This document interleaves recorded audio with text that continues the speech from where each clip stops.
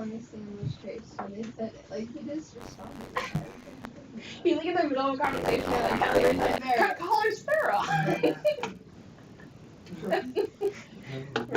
But like, he just kept his conversation with Dad for like 10 seconds. He's like, why did someone just tell me to ignore me? That man, his brain is just one of a kind. Brother Patterson. Like, I don't know how he does it. Like, he can just, like, switch conversations.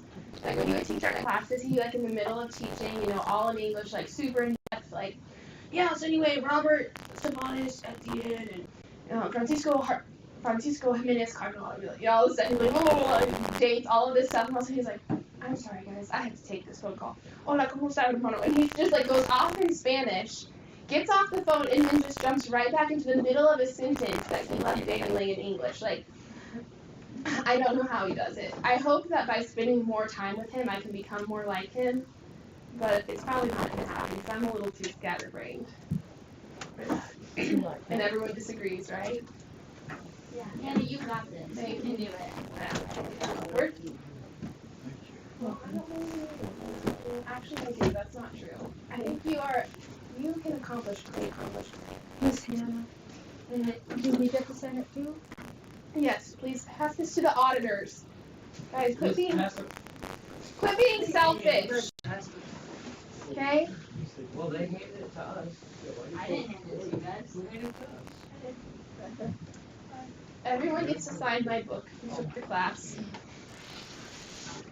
So I can remember you all when I'm in India. When I'm on the other side of the world. They can edit it out. Oh yeah, we'll edit it out. Fine. No one's gonna want to watch this video anyway, so. Mariah. That was rude. What would you do though if I was like a super serious teacher who was just constantly like, guys, pay attention. You know, wouldn't that be not fun? What? Exactly. So thank you for coming to my comedy every week. But I really have enjoyed teaching you guys. I hope you've learned something in this class, even if it's just to have fun, you know. You can have fun in Greek, right? Because Greek is fun. Greek is great. Say it, Shandy. Shandy, stand up and say it. Say it. Stand up. Now. Say it. Louder. Say it with conviction. Greek is great. Are we convinced? Yeah. Shandy! Okay. But anyway, so Kylie Sparrow, did everyone watch last week's class? Yes. I didn't. All right, do we have homework from last week that you're ready to turn in? Working. Okay, please pass it to the middle. Yeah, we didn't get it. Mine's like, I wrote very big. And homework from the week before, too. You turn that in. Oh, I gave you mine, didn't From last week. This is like from a couple. I don't think you did. So, I don't know. You wouldn't have that all. I? Well, we supposed to do that week. It was 6, 7, 8, 9, 10. Did you do those? When did you give them? I told Matthew. Matthew saw mine. Oh, I trust Matthew. She first. Can you find it?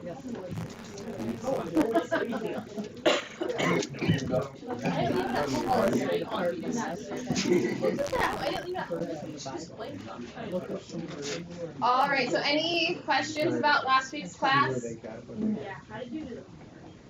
You were supposed to just pick a verse and go through the words. Jesus wept. That's actually a very interesting study because the verb for wept is the only time it's used. The other time it talks about weeping, it uses a different verb. Did you say that? Probably because it's so amazing. It says Docruo instead of Leo, and Docruo means to like silently cry to yourself. It's like when Jesus was crying, it wasn't like he was outwardly crying for everyone to see. You know, like the silent cries are the saddest cries. That's how Jesus was crying in that moment.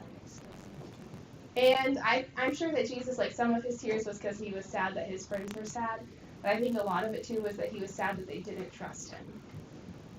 Because he'd already told them the sickness is not unto death. And they said, Master, if you would have been here, here it's left. So that's just a lot to take away from it. And the fact that he said he will rise again. And she says, I know he'll rise again in the resurrection. No, you're not guilty. Yeah, they just didn't trust Jesus.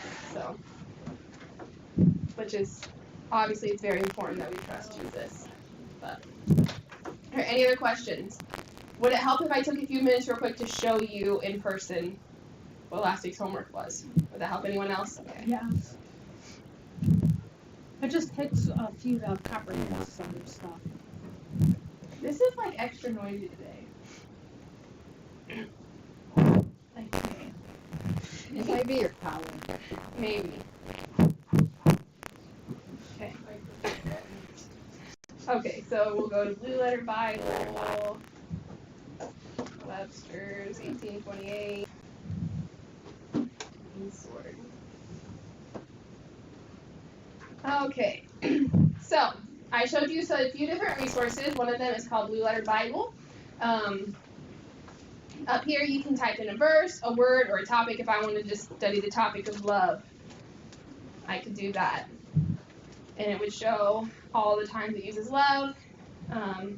So that's an option. You can scroll down, multiple verse retrieval, where if you want to study multiple verses at the same time, you know, if you want to study Genesis 1:1 in comparison to John 1:1 or whatever. I don't know what verses you might study together, but that's an option so you can see them all together. And that's it on this main page. So we go to the top and we pick a verse. What verse, Becca? On the start. I did John 1:1. John 1:1. Good one. Okay. We go to John 1:1, so it's going to pull up this this page. So over here we have tools. We have John 1:1. Then we have the verse. In the beginning was the Word. The Word was with God, and the Word was God. So if you click on tools, it's going to pop down to this. So you have the Textus Receptus up here, which has obviously the Greek text, which you all can read. And we all have this verse memorized now, right? Okay, let's all say it together. Okay, would that help you? Yeah. In arche ein hologos. Holocaust? Is that what you said? In arche ein hologos. Kai hologos. Ein proston theon. Kai theos ein hologos. Good. In arche ein hologos. Kai hologos. Ein proston theon. Kai theos ein hologos. In arche ein hologos. Kai hologos. Ein proston theon. Kai theos ein hologos. Good job. You all just said your memory verse, so please be sure to bring your little paper to me at the end of class so that I can sign off that you said your memory verse for this trimester. Okay? That was my fault because I forgot to keep teaching you this verse throughout the trimester, and then this week I was like, oh no, they're supposed to have a memory verse. So, what? We don't. Mine's at home. You didn't get no paper? Hey, paper, good. All right. So if you scroll down, we have the English over here. So in the beginning was the Word. We have the Strong's number, which Strong's is a lexicon. It's very, very popular. It's a really good one. There are some things in it that I would disagree with. That Strong's says to find some words. There's one word in the Hebrew in particular that Strong's went as far as saying that the King James translators probably translated it wrong. And I studied that out in depth, and I would say Strong's was wrong for sure on that. What was the word? Do you remember? It is in Proverbs.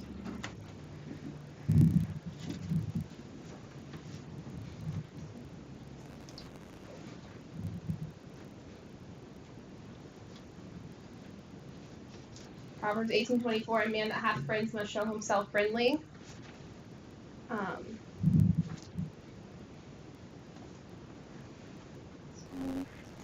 it's the word for friendly.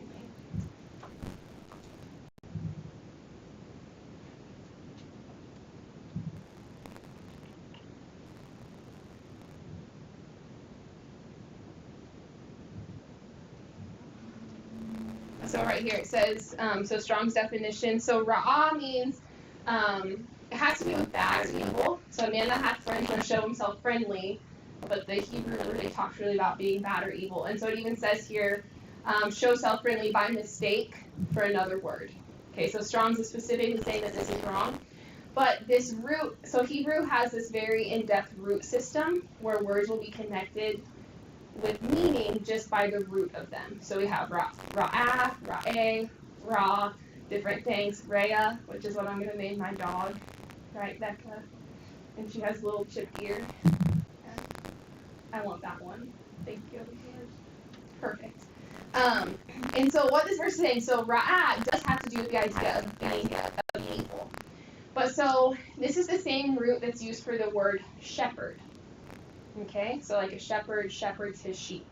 So why would the root for shepherd be the same as the root for the word bad or evil? Any ideas on that? Mariah? Yeah, shepherd protects from evil. Good. So we have a flock of sheep over here and a coyote here. Where's the shepherd going to be? In the middle, right? Mm-hmm. Is the shepherd going to let the coyote attack the sheep or him first? Him. Okay? So the shepherd allows bad or evil to be done to him in order to protect his flock. Right? And so it's the same way with friendly. So a man that hath friends must show himself, and this goes into the grammar as well that we won't get into here, but it shows a lot more in the grammar.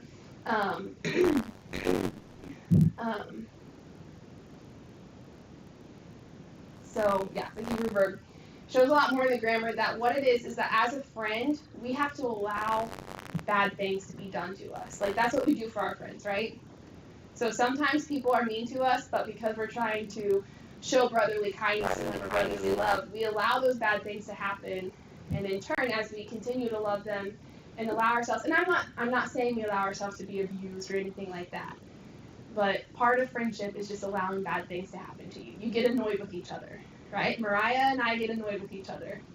Do we, Mariah? Oh yeah. We did okay in India. I guess it was really when we were working on the Bhutan gate. There were a few moments where it was like, okay, AirPods in, we're not talking. Mr. Steven came down and was like, what's wrong? But that's just part of it, you know. My friend Bella, who was just here last Sunday, there was a time where we didn't talk to each other. You know, we had been best friends for years, and then we were in college and we just stopped talking to each other because we wouldn't get along, but now we're best friends again. So that's part of friendship, or being friendly, is just allowing bad or evil to be done to us. Does that make sense? A little bit? Kind of? Yeah. Matthew, does that make sense? Did someone point that out to you about the Strongs, or was there something when you were studying? I was studying it in my own personal devotions. I'm like, you know, what does it actually mean to be friendly? Because I don't really feel like I'm a friendly person, so I want to be more friendly. And so, like, I was, like, reading the Strong's, just like I do for my Bible study, I'm defining words using Blue Letter Bible, eSword, Webster's 1828. And I pulled this up in Strong's, and it's, like, incorrect translation. And I'm like, what in the world is happening here? So then I checked some other good translations. I checked my Spanish translation to see how they translated it. And my Spanish translation translated it the same way that the King James did. You know that a man that hath friends must show himself amable, which is kind or friendly. And I'm like, okay, so, you know, I was checking around different places and just trying to figure out what was going on. And then I went to my Hebrew class the next day, and I was like, Brother Cloud, his name's Brother Cloud, I was like, I have a question. He's like, what is it? So I asked him, he's like, you know what's so interesting? He's like, that is actually the exact passage that we're going over today in class. And so, like, we went through it together, and he's like, I am so glad you brought that out because, you know, the Lord was obviously just leading in that. But so be careful with Strong's. Strong's is not perfect. The Bible is perfect. Strong's is not. Okay? Remember that. Etch it on your mind. Tattoo it on your forehead if you have to. Don't do that. What if you walked in? Strong's is not perfect, the Bible is. Matthew? At least Sharpie it on for a day. I mean, I would have preferred Yeah, I bet it is. We might to just shape a little bit, yeah. That would look nice. Yes, Mr. Bromley. But you don't have to answer this now if you don't want to, but curiosity I have with that blue letter thing there, like with STEM where it says, and then there's a bunch of stuff you see in there that sound like people's names, to the right. Pith, Poel, Here? Hillel, or whatever. Yes. What are those words referring to? Yes, so Hebrew has a verb stem system. So there are 7 verb stems in Hebrew. And each of them has a different thing that they're communicating. So like there's the cow stem, which is just like the basic stem of like I run would be the cow. And then there's pu'au, there's po'au, all these different ones. My favorite one is to feel, and so it's the causative, and so they're like I cause to run, and it's my favorite verb stem because in the scriptures, like just to see the things that God says that He causes to happen to us is just so amazing. But yeah, so there's 7 different verb stems, and even in here, if you click on that, is it not working?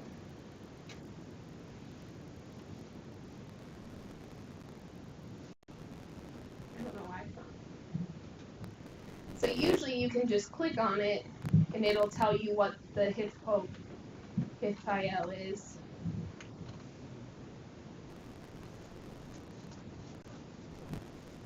Okay, so here just has some additional resources where you can look into more information on that. But yeah, so great question. But anyway, so be careful with Strong's. Was all of that to say, just be careful with Strong's. Okay, and if there is something that comes up that says translated wrong or you see issues, just find someone and ask them about it. That's what I had to do just a few years ago with my teachers. Like, what a crowd, what's going on? And what he was able to share with me, obviously, is just so much more broad and it's just different understanding. So just trust the Bible, okay? Trust the Bible. I've seen too many people who study Greek for a few weeks and they all of a sudden think that they know more than the translators did. I promise you that none of you are smart enough to know more than any of the translators did. Okay? I love all of you. I think you all are very smart. But you're not smart enough. Okay? Fair enough?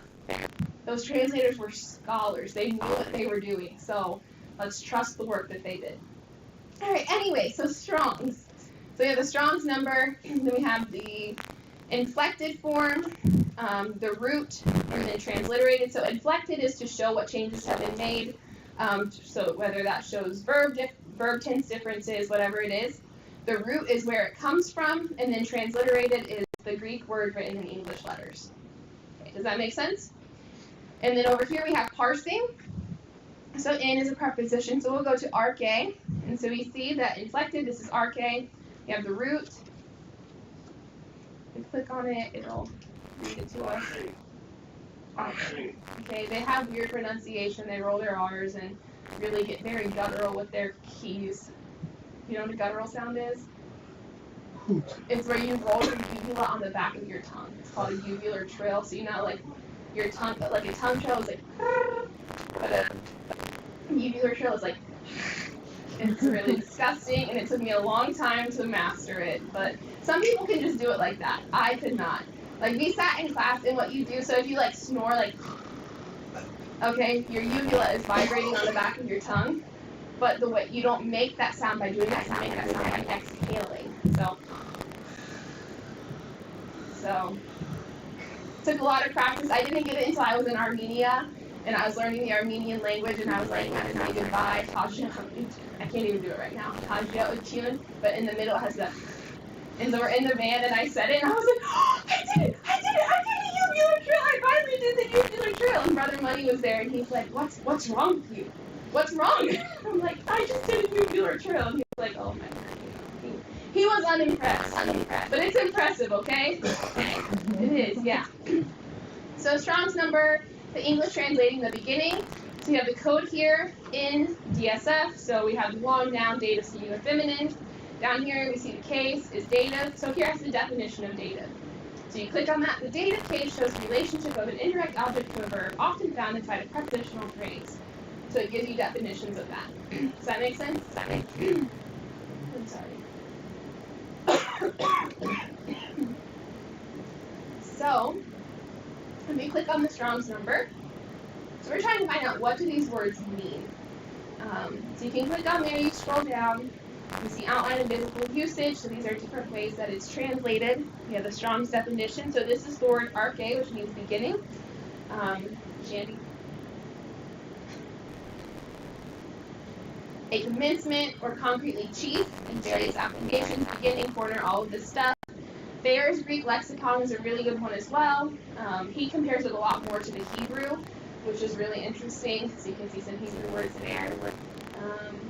Use absolutely of the beginning of all things. So you get an idea when you use these definitions to see what does beginning mean. So you can do that Blue Letter Bible. And then we go to Webster's 28 to see what Webster's 1828 says. So obviously, Webster's 1828, he was just a man, but his understanding of the biblical usage of words and the King James translator's usage of words was more closely related to the original than how we would use it today. Becca, did you want to take a final for fun? No. Mariah, Dave, do you want to take a final for fun? It's going to be open book.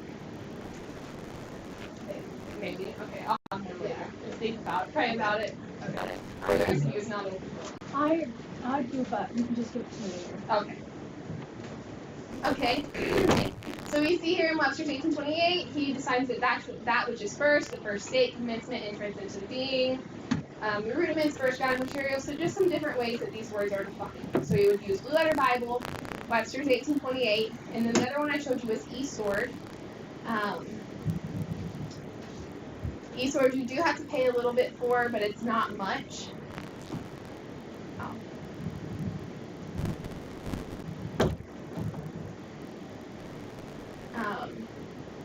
And what I like about eSword is that it's all just right there. So in the beginning was the Word, and the Word was with God, and the Word was God. If you want to learn more about the word beginning, so you click on the Strong's number, arche from G756, and it gives you the definitions. And then down here it says total KJV occurrences, and you can click on that and see all of the times in the New Testament that it was used. So you can use that to see how it was used in other places. Does that make sense? That was a very, it wasn't as brief because I was talking about other things too, but an overview in person of how you were supposed to do last week's homework on any verse in the Bible. Does that make more sense? Yeah? Okay. So this is how I study my Bible every day. It has been a help to me to just be more in depth. You know, we're supposed to meditate upon the scriptures, and one way we do that is by taking it word by word and stopping what that means really mean. You know, what is actually going on here? What does it actually mean to be friendly? You know, and that's what happened for me that night. And it was like, oh, wow, that's what that actually means. So, and hey, Kalispera. All right, let's review the alphabet.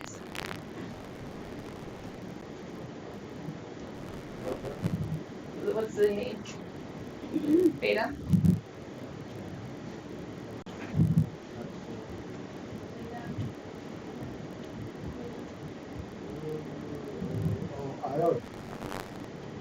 Alpha. Wanda. Shauna. No. Yes, sir.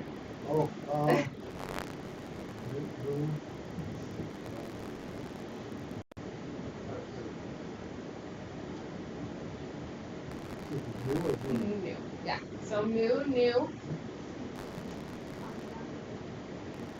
P. Row.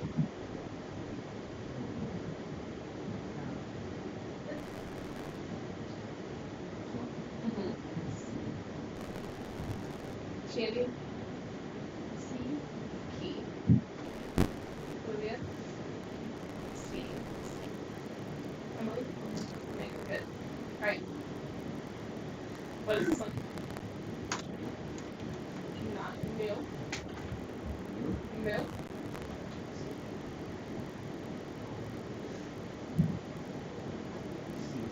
Zeta. Zeta. Bro. Emily. Good. All right. So we did some practice reading. So let's say the whole alphabet together from beginning to end, okay? Alpha, beta, gamma, delta, epsilon, zeta, eta, theta, iota, kappa, lambda, mu, nu, psi, omicron, pi, rho, sigma, tau, upsilon, phi, chi, psi, omega. Now I know my alpha, beta. Okay, I only heard myself, which was awful, might I add. Okay, so everyone stand up.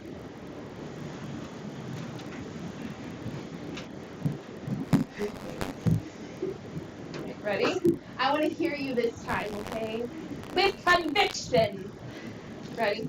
Alpha, beta, gamma, delta, epsilon, zeta, eta, theta, iota, kappa, lambda, mu, psi, omicron, pi, rho, sigma, tau, upsilon, phi, chi, psi, omega. Now I know my alpha, beta. Good, you can't see. All right, we practiced some reading that day. All right, what does two gammas together say? Very good. So this word would say angelos. Very good. Alpha, epsilon, eta, iota, omicron, upsilon, omega. What are these three letters, or these 7 letters classified as? Vowels. Vowels. So how many vowels are in Greek? 7. And what are those 7 vowels?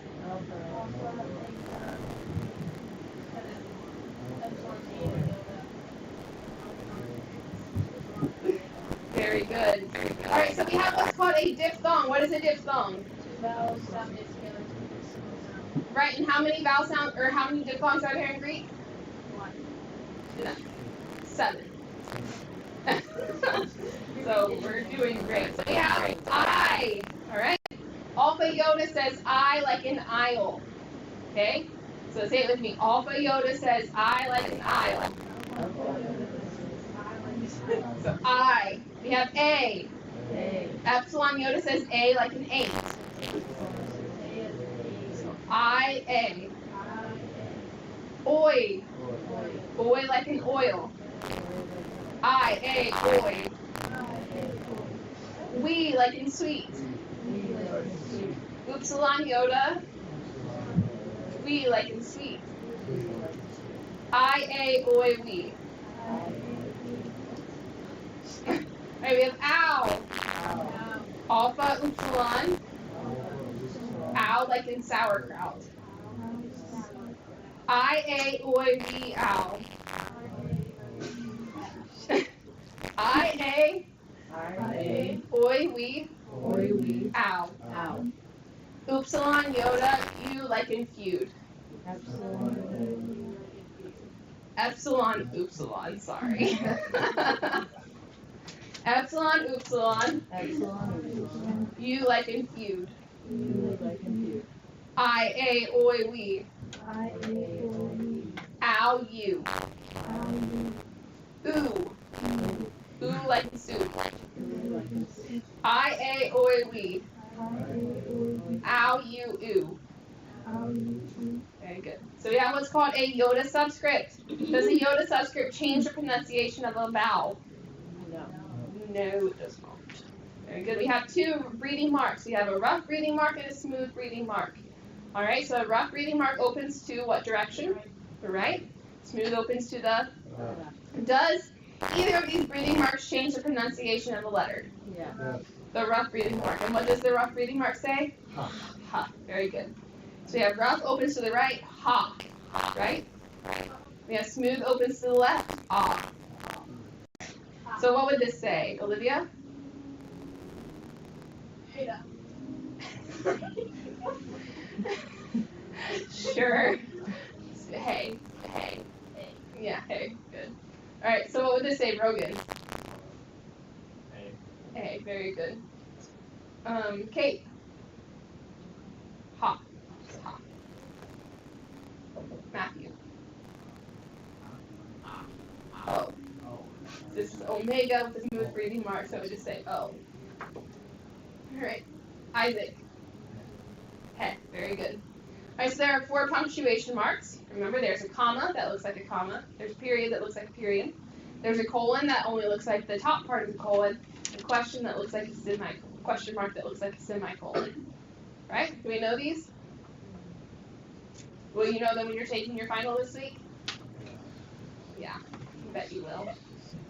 I bet you, yeah. Okay. Alright, so there are 3 accents. There's an acute, a grave, a circumflex. I don't think you have to know this for your final. Okay, so we have apostolos. What does apostolos mean, Isaac? Apostle. Soma, Brogan. Body. Actually, these were not your vocabulary words, so you don't have to know.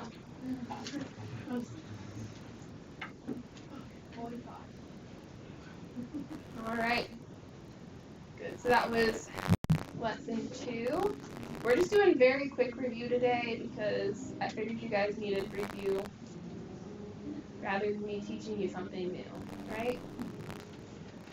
Okay, say I don't get it. Alpha, beta, gamma, delta, epsilon, zeta, eta, theta, iota, kappa, lambda, mu, nu, psi, omicron, pi, rho, sigma, final sigma, tau, upsilon, phi, chi, psi, omega. What letter is this, Shandy? B. Shandy.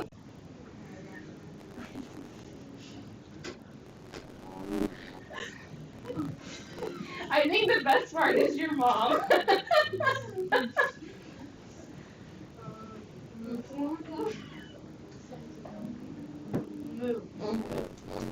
It's new. Good. So, I don't know if I showed this to you guys because usually I get judged when I do this.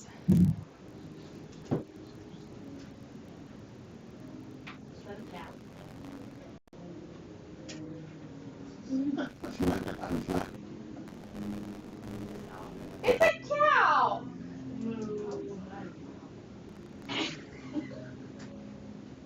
It's moo. It works. I think you can make an M too. Like Yeah. if you, there's kind of an M in there. Yeah. You gotta. So like if I'm writing fast, sometimes I'll be like, I'll just remember to put down M. see?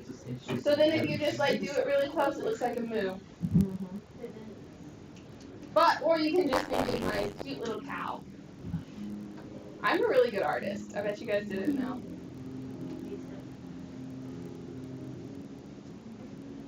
So that's how I remember the moo. Alright, Olivia. C. Kate. Lambda, good. Peyton.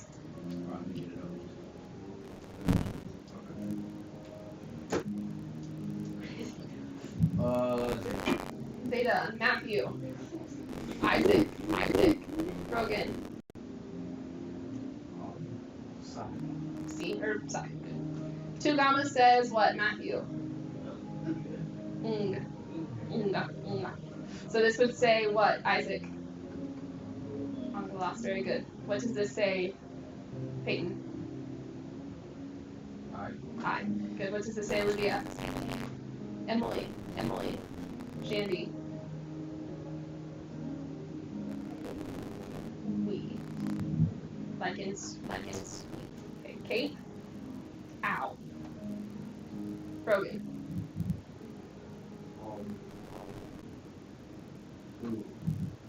Ooh or you like in two. Matthew.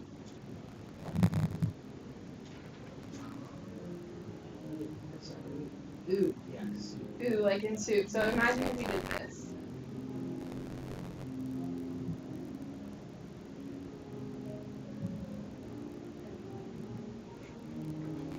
Does that help? Why are you laughing? What? It's really sour. Matthew, what does this say? Ah. Ha. What does this say? Peyton. Eh? Ha. Ah. So this says ha. Why does this say ha and this say ah? So does this say Kate? Okay.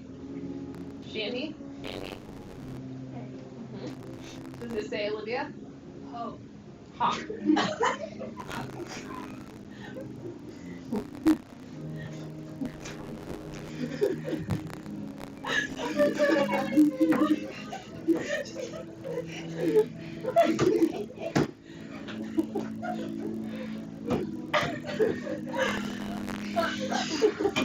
There's so much more to this that I'll have to share when we're not recording the class. So what does it say, Olivia? It says ha. Good job. Alright, what does it say, Brogan? Oh, very good. What does it say, Matthew? Pet. So, we don't need to do that. I'm sorry. Alright, so we talked about inflection. What is inflection? When a grammar mark like changes the way it's used in the sentence. Yeah, good job. So it's when a word changes to show its grammatical function in a sentence. Good job, Sharky.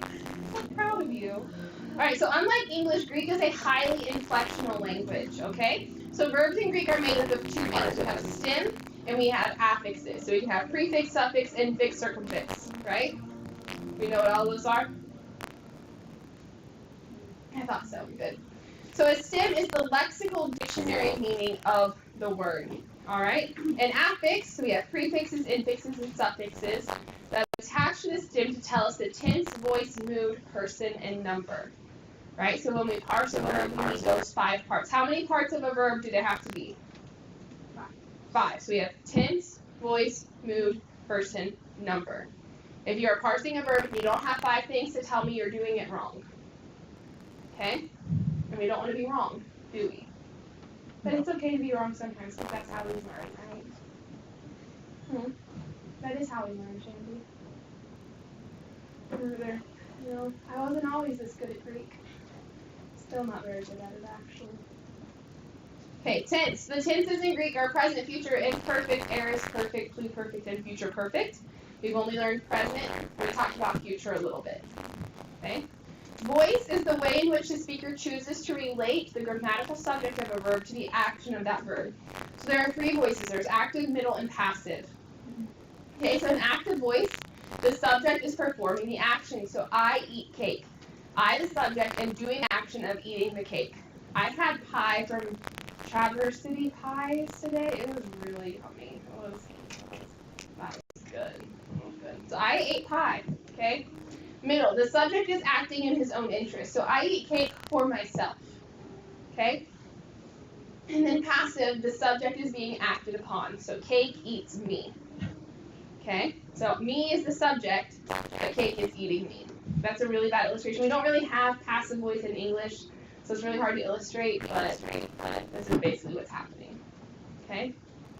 So like in Greek, when it talks about getting saved, that's usually in the passive voice, because I am the subject and I am being saved by something else. The action is being done to me.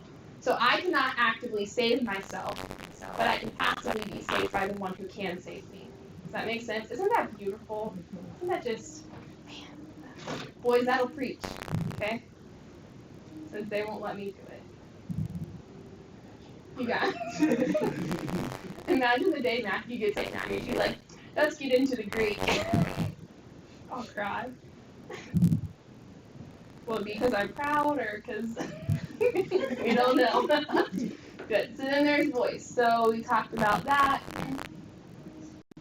And so mood is the way the speaker relates the verbal idea to reality. We've only discussed the indicative mood in this class, and so that is just saying that the indicative mood is that the speaker affirms the factuality of a statement. So I eat cake. That is in the indicative mood because it is happening. It did happen.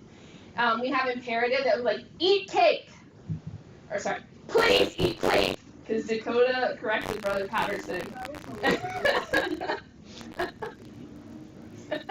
It was really cute. She's like, excuse me, you said let us eat. And it should be, please, let us eat. And so the indicative, there's imperative where you're telling someone what to do. There's a mood called the optative mood, which expresses wish or desire. So a lot of times in the Pauline epistles, when Paul is saying, you know, you do this or you do this, is in the optative mood because he's hoping or desiring for these things to happen in the churches that he's writing to. Okay? So then we have person and number. So we have first, second, third person. First person is I or we. Second person is you or y'all. Third person is he, she, or it, or they, or singular or plural. Okay, does that everyone understands that now? Okay, good. So then we have the present, active, indicative verb endings. Everyone stand up. Get your arms ready. Stretch out. Get that. O, ace, a, amen, ete, usi, o, ace, a, amen, ete, usi, o, ace, a, amen, ete, usi. Sit down, okay? So O is I, lose, ace, you. We understand all of this. We won't go into this super. Any questions on present, active, indicative verbs? Do we all think we understand that pretty well? Yeah? Good. Okay. So when you parse a verb, I need you to identify the tense, voice, mood, person, and number. And then also the lexical word. What is the lexical word? What you find in the dictionary. Exactly what you find in the dictionary. How do you find the lexical form of a verb in Greek? So, You look it up. Or so what we have, so like if we have the verb luamen. So if we parse this, that is what tense? Present.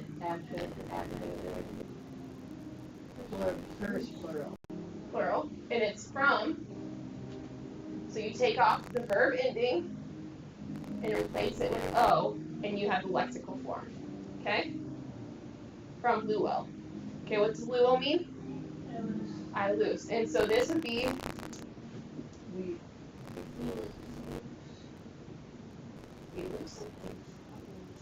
loose. It's like so when they loosen Jesus, he takes off Jesus' shoe sandal. Says he looses the sandal, so he's like loosening it to take it off. To destroy. Very interesting study. You should do it sometime. Yeah. So that's that. So akuo, parse this, Peyton. Tense, voice, mood, person, number.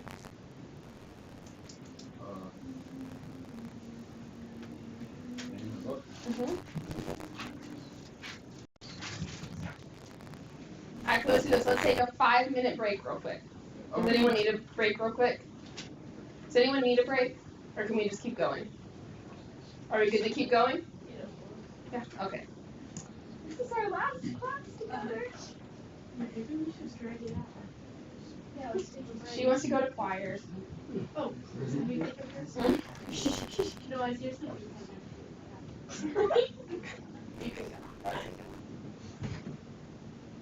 Ten voice, mood, person, number? It's president, indicative, active, indicative. Sorry, it's singular. Alright. And what's it from? It's a lexical form. That. What is that? I don't know. Can you read it? Akuo. What does akuo mean? How would we translate this?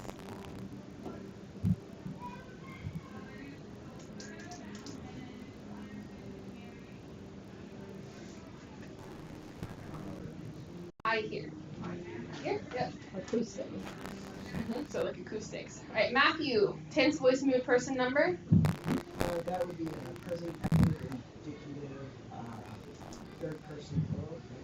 Not third person. First person. First person plural. What's it from? Ago. And how would we translate this?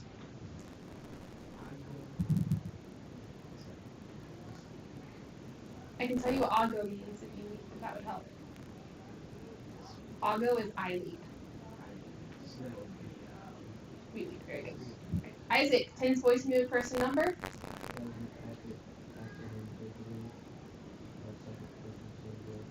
What's it from?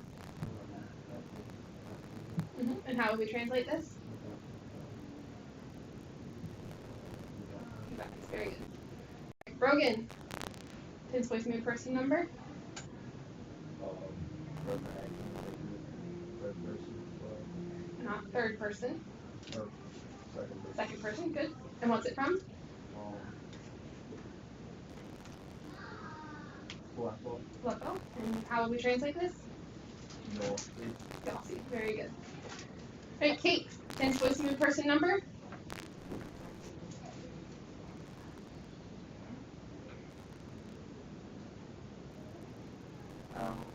A.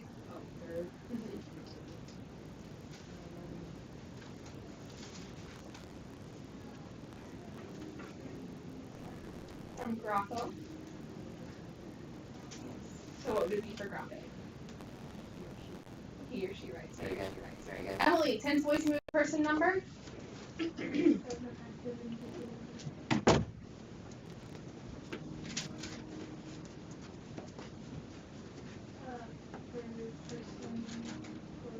And what's the lexical form?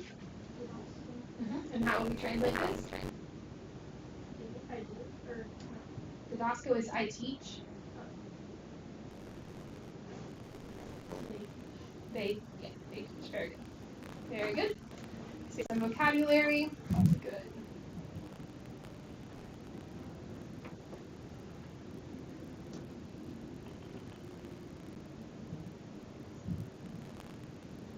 So we went over a lot of that again. Just trying to really hit the highlights here. We can't go over everything again, obviously.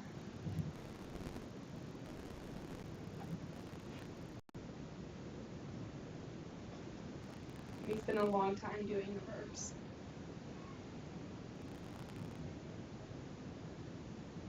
Okay. So then we started in with nouns of the second declension. How many declensions are there in Greek for the nouns? 3. 3. Good job. Okay. So just like verbs, Greek nouns are highly inflected. So inflection is, like Shandy said, when a word changes to show its grammatical function in a sentence. So the inflection of a noun is called a declension. Okay? So we do not parse nouns, we decline them. All right, that's just extra. So in any sentence, a noun or pronoun has a certain relationship to the other words around it. In English, we have subject, direct object, indirect object, all of these different things. Who here likes grammar? Shonda. Anyone else? No one else likes grammar? A little bit. I didn't like it until I started studying like linguistics in Greek because it didn't really make sense until I started studying other languages. But. So in Greek, grammatical relationships are determined by the particular suffixes that are applied to the noun.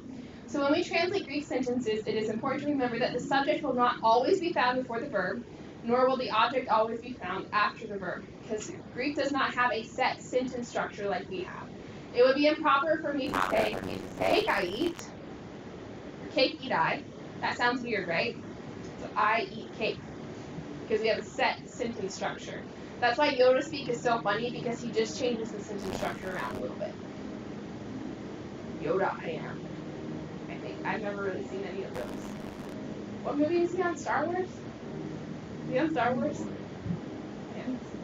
He talks like that though, right? Yeah. Thank you. So Greek has 4 basic cases. We have the nominative case, genitive case, dative case, accusative case. All right. So Kate, what can I show?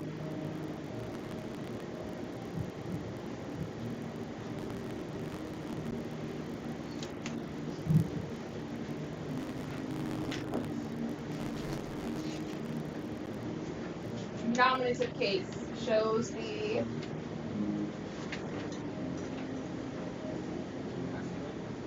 no. What grammatical function does the nominative case have? So nominative, nominal, name.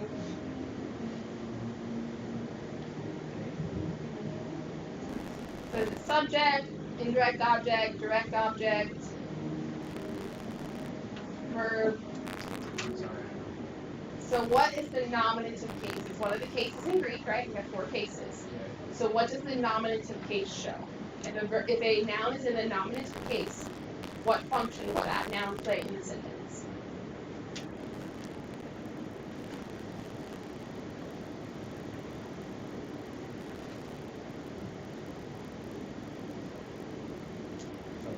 Subject. Very good. All right. So Matthew, what would the dative case show? Or genitive case? Sorry, genitive case. Possession or relationship. Isaac, dative case. Direct object. Brogan, accusative case. Direct object. Olivia, there are two cases that have a word that's usually translated with them. What two cases are those? So nominative, dative, accusative. So there are two cases that usually there's a word that's translated with them into English. Do you remember what they are?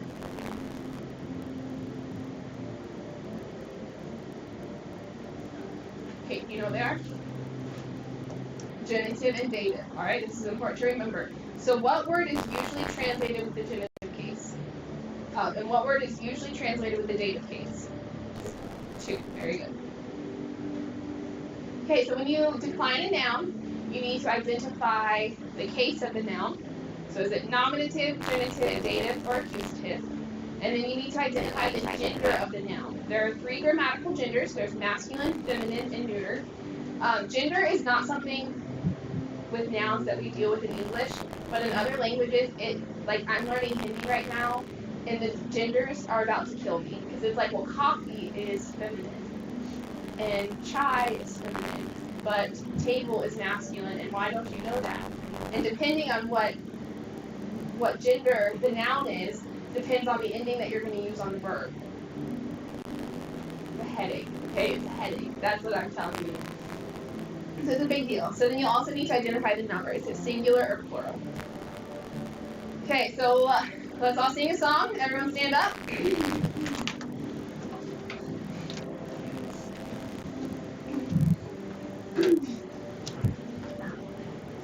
Asu-o-on. Oi-on, oi-sus. Asu-o-on, oi-on. Oi-on, oi-sus. Alright, okay. Asu-o-on. Oi-on, oi-sus.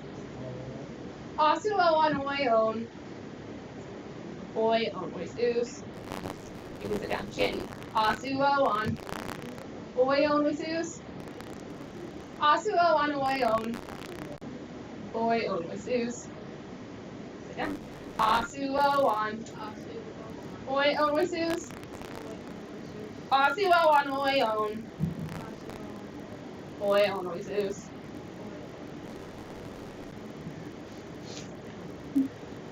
Emily. Asu-o-on. Oi-on, oi-sus. Asu-o-on, oi-on. Oi-on, oi-sus. Yeah. Start. Asu-o-on. Oi-on, oi-sus.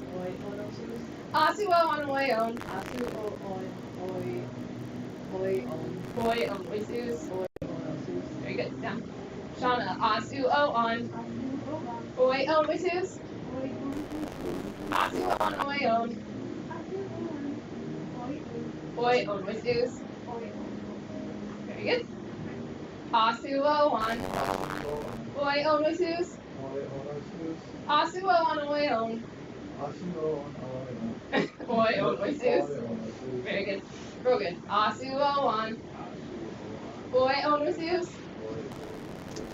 Asu-o-on, oi-on. Oi-on, oi-sus. Very good. Isaac. Asu-o-on. Oi-on, oi-sus. Asu-o-on, oi-on. Oi-on, oi-sus. Asu-o-on. Oi-on, oi-sus.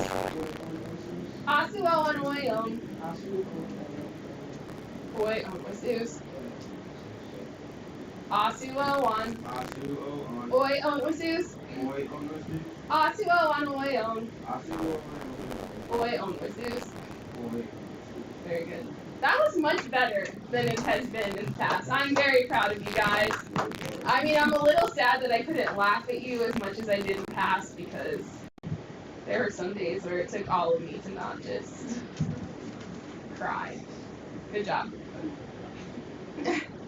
So, when you decline a noun, you also need to identify the stem. Okay, so anthropos is the same as a verb. Do we need to go over this or do you all understand this?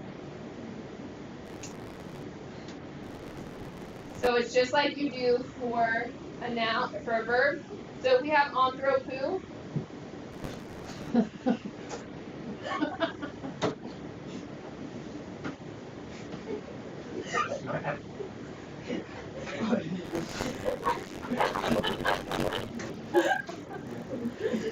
I wasn't laughing at all of a sudden. I said, okay. So let's decline anthropo. So what? So Isaac, what would be the case, gender, and number of this?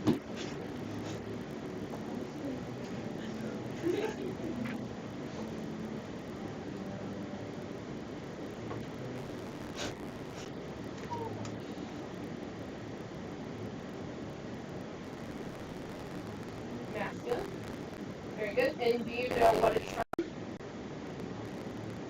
Anthropos. Okay, so you'll take the noun ending and take that off and replace it with omicron sigma, because that is the nominative masculine singular form.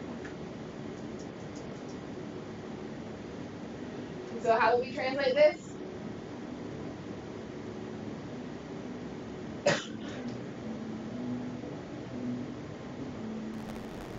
Of men, or mankind. Okay, very good. Does that make sense? Yeah? Yeah, good.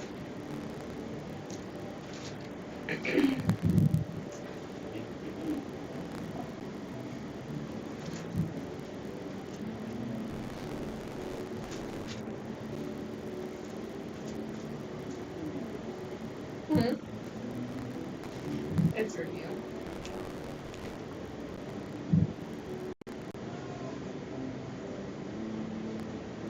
Okay, so that is everything. Any questions? Anything that's not clear?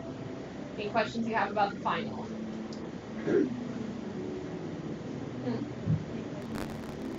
Just a second. I'm gonna go ahead and stop.